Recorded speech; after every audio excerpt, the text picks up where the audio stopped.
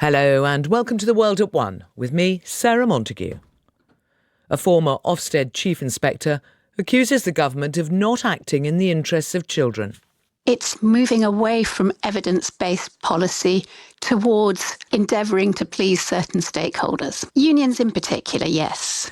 We put her concerns to one of the teaching unions. The former head of Ofsted has accused the Education Secretary, Bridget Phillipson, of prioritising unions over children. Amanda Spielman, who was the Chief Schools Inspector until 2023, has called on the government to drop legislation which would require academies to follow the national curriculum and adopt standard pay conditions. The Department of Education said the bill would ensure that every child had a good local school. Caroline, thanks very much. There's a debate over the future of schools in England, with the government's proposals in the Children's Wellbeing in Schools Bill back in Parliament this afternoon. Now, some of it politicians from all parties seem to support, notably the changes covering children's well-being. But there is a part of the bill that also removes many of the freedoms enjoyed by academies. Now, it's worth bearing in mind that academies have been so popular under both Conservative and Labour governments that 82% of all secondary schools are now academies or free schools. The former head of Ofsted, Amanda Spielman, says the effect will be to level down education, and she's accused the Education Secretary, Bridget Phillipson, of putting the interests of unions ahead of children. She joins us now live. Good afternoon. Good afternoon. What are your concerns about the bill, this aspect of the bill as it applies to academies? Yes, for over 20 years now, we've had a steady policy of giving schools and then academy chains quite significant levels of autonomy, balanced by strong accountability. And over that time, it's very clear that the performance of the English system relative to others has been very strong. And indeed, we have many people now looking to us and visiting, wanting to learn from what's happened in England to take into their own systems. So at just that point, to see a whole raft of initiatives, one, these academy provisions in this bill, the curriculum and assessment review, the sort of review of teacher training standards, and several other initiatives that seem to add up to a very significant reversal without any sort of analysis of what's been good and what's been less good. And are you saying these changes will damage children's education? I think it's very likely that they will add up to something that will, because the common thread running through seems to be they're about changes that are likely to please unions, that essentially put unions and union members ahead of children. And of course, as Chief Inspector, my concern was children's education, children's experience, and making sure that parents really understood what their children were getting. So what? Are you saying that the Education Secretary, Bridget Phillipson, is more concerned with unions than with the interests of children? I'm saying it's very hard to see the rationale for these academy changes. Nothing has been set out, but we know that they are unpopular with unions, that unions inevitably prefer systems that are highly centralised with government. They have the greatest bargaining clout if there is centralised negotiation with a minister. We know that they haven't liked the fact that individual academies have been free within some constraints to set their own terms and conditions, for example. But one of the reasons they may not like them, which may be the same reason that Bridget Phillipson doesn't like them, is, or at least wants to change them, is the certain elements. You look at the significant ones about academies, ensuring that teachers have official qualifications, or ensuring that academies follow the national curriculum. I mean, neither of those things sound like they'd be bad for children's education. No, I can understand that. So take the teacher qualifications. First of all, the vast majority of teachers in academies, free schools, as well as in maintained schools, do have qualified teacher status. The flexibility tends to get used to bring in the rugby player as sports coach, the amazing Polish music teacher, people who, for whatever reason, arrive in the education system midlife and aren't at that point going to go through all those initial sort of teacher training hoops, but who nevertheless have tremendous value to children. Taking that flexibility out of the system feels like a retrograde step. Similarly, with the curriculum obligation, at this stage, we don't even know what the national curriculum is going to look like, how it's going to be framed, how much of the time that's available to schools it's likely to occupy. So this feels a bit cart before the horse. But it may come out and you may like all the changes, and then wouldn't it be a good thing that it was in all schools? It's possible, but the bill is being sort of rushed through before grounding this conception of what it is that schools should be doing. And now, to link back to the international success, to the international comparisons, it's possible that the existing curriculum and the way it's been embedded have been real contributors to that success. Why not take the time to look and see why before changing that? Now, you were Chief Inspector of Schools, head of Ofsted, until the end of 2023. The system at Ofsted has now changed. We had a government source reported this morning as saying, in response to your criticism, Amanda Spielman should spend less time criticising the reforms this government is bringing and more time reflecting on her failure at Ofsted and on a teaching profession that entirely lost confidence in her as Chief Inspector. Well, that's fascinating in itself because that's a union line. And one of the problems is, firstly, it's a bit surprising to hear the Secretary of State or her spokesman adopting a union line.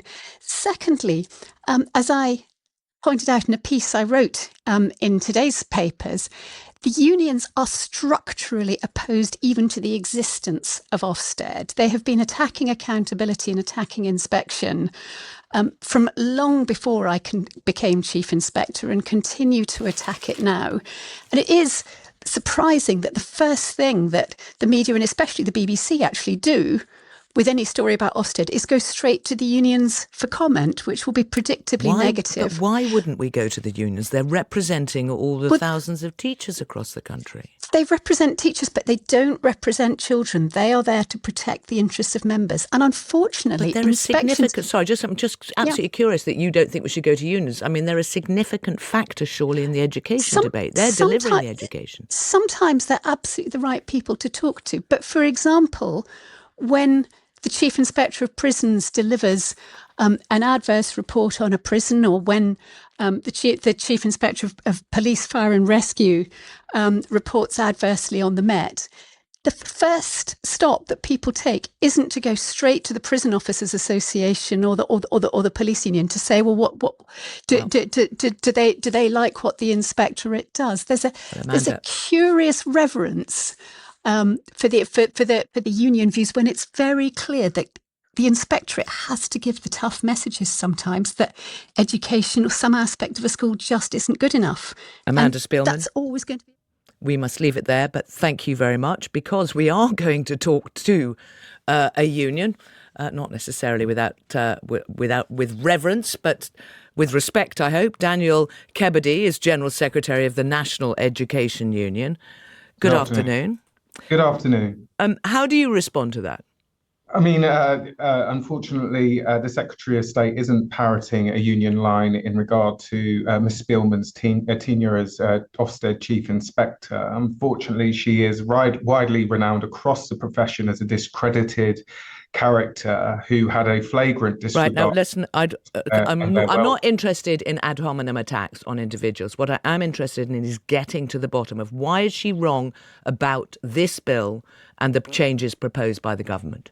Well, this bill is largely about setting a level playing field. And if you want my honest opinion, actually, this bill does not go far enough. I would like to see a great cradle-to-grave national education service in which academisation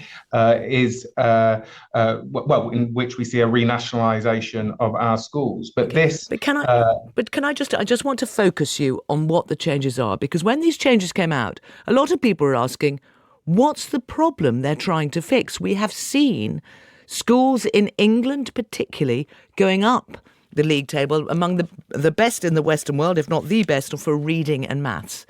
Why change this system?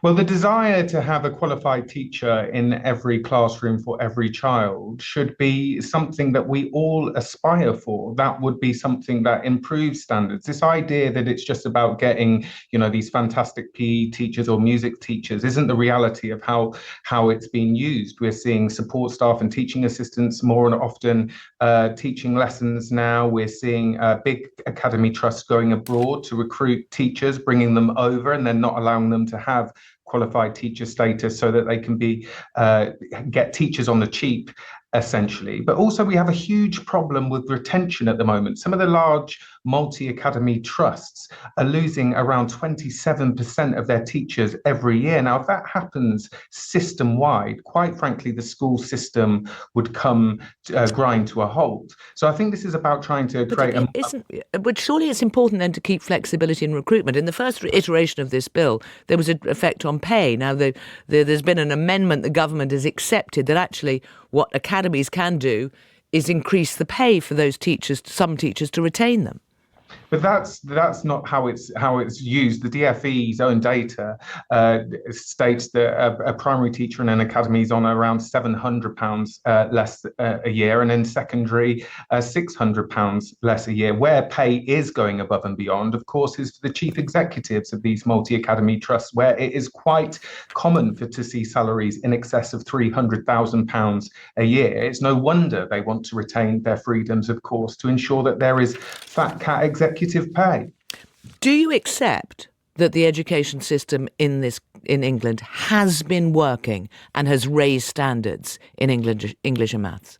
I think there is work to do. We have a crisis in attendance at the moment, which we must all recognise as a crisis in engagement. We are seeing a widening of the disadvantage gap, and we should all aspire for an education system in which every child, regardless of their background... Absolutely. But what are the changes in the bill that are going to address those particular issues? Well, we shall see the rollout of the national curriculum for all state-funded schools. We will see... but just in this bill, I want you to focus on this bill. It's coming back to the House today, and there's been relatively little discussion about very widespread changes that people are very worried about. You rightly focused immediately there on one of the issues with so much absence from school. But what difference is this going to make? Well, as I said, we would see a qualified teacher in every school, the national curriculum, which of course we're yet to see what will look like following the curriculum and assessment review for every school. These are really important. That will address the absences? Well, we would hope, because there will be an ability for a managed SEND provision, which we're not seeing at the moment. I think it is a really aspirational bill, but of course there is much work to do. Daniel Kebede, thank you very much.